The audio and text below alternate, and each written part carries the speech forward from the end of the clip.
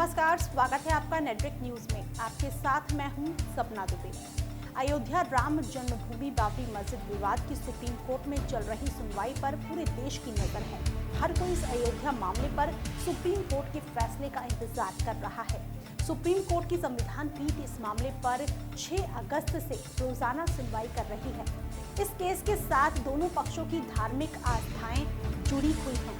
इसी वजह से इस केस पर पूरे देश की नजर टिकी हुई है। राम जन्मभूमि बाबरी मस्जिद विवाद को लेकर सालों से दोनों पक्षों के बीच एक अलग सी जंग जारी है। ये केस अदालत में सालों दशकों से चला आ रहा है।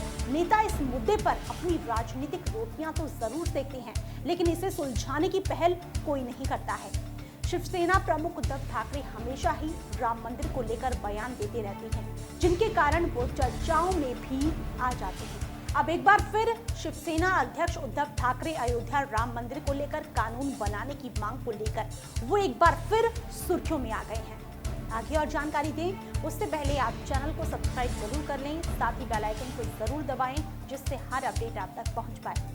अब आपको आगे बताते हैं कि शिवसेना अध्यक्ष उद्धव ठाकरे ने मुंबई के शिवाजी पार्क में शिवसेना की दशहरा रैली को संबोधित किया। शिवसेना अध्यक्ष ने रैली को संबोधित करते हुए कहा कि राम मंदिर मुद्दा उनकी पार्टी शिवसेना के लिए राजनीति से ऊपर है और इसका विधानसभा चुनाव से कोई लेना देना नहीं है। इसी के साथ उन्होंने पीएम मोदी की वो बात भी याद दिलाई जिसमें पीएम मोदी ने राम मंदिर मसले पर बोलने से मना किया था।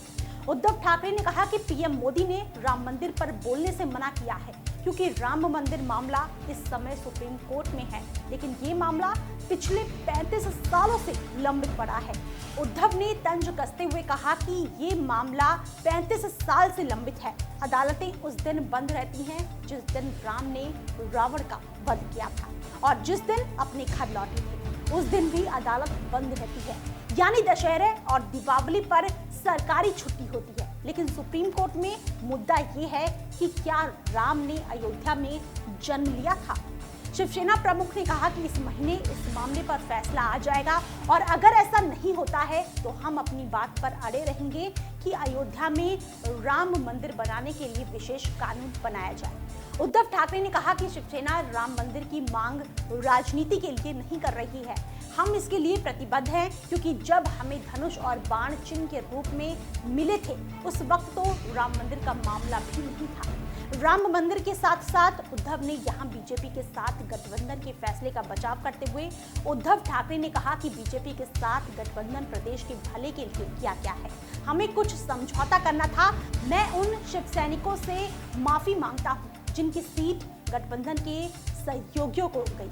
इसी के साथ बता दें कि अपने 35 मिनट के भाषण में उद्धव ने आगे कहा कि जम्मू कश्मीर को विशेष दर्जा देने वाली धारा 370 को हटाया गया, जो शिवसेना की कई सालों से मांग थी। अगर बीजेपी के पास नहीं जाना चाहिए था तो क्या मुझे कांग्रेस के पास जाना चाहिए था, जिसने कश्मीर से धारा 370 हटाने और देशद्रोह कानून का विरोध किया। अब अगला एजेंडा समान नागरिक संहिता होनी चाहिए। गौर करने वाली बात तो यह है कि महाराष्ट्र की कुल 288 सीटों में से गठबंधन में सीट फॉर्मूला के तहत शिवसेना 124 सीटों पर चुनाव लड़ेगी, जबकि पहले शिवसेना आधी सीटों की मांग किया करती थी। बीजेपी 150 सीटों पर चुनाव लड़ रही है। बीजेपी शिवसेना से 26 सीट ज्यादा पर चुनाव मैदान में उतर रही है और बाकी 14 सीटें सहयोगी के खाते में गई हैं। सबसे खास बात यह है कि इस साल ठाकरे परिवार का कोई सदस्य चुनावी मैदान में उतरा है और इतिहास में ऐसा पहली बार होने जा रहा है। आज तक कभी भी ठाकरे परिवार का कोई भी सदस्य चुनावी मैदान में नहीं उतरा है। शिवसेना अध्यक्ष उद्धव ठाकरे के बेटे आदित्य ठाकरे वर्ली से चुनाव लड़ने जा रहे हैं। अब देखना होगा कि क्या ठाकरे परिवार का राजनीतिक डेब्यू कितना सफल होता है और क्या केंद्र सरकार राम मंदिर बनाने पर उद्धव ठाकरे की बात पर विचार करती है या नहीं। फिलहाल के लिए इतना ही। बाकी ऐसी और वीडियोस के लिए आप चैनल को सब्सक्राइब करना ना भूलें। आप देख रहे हैं नेटवर्क न्यूज, साहस सच कहने का।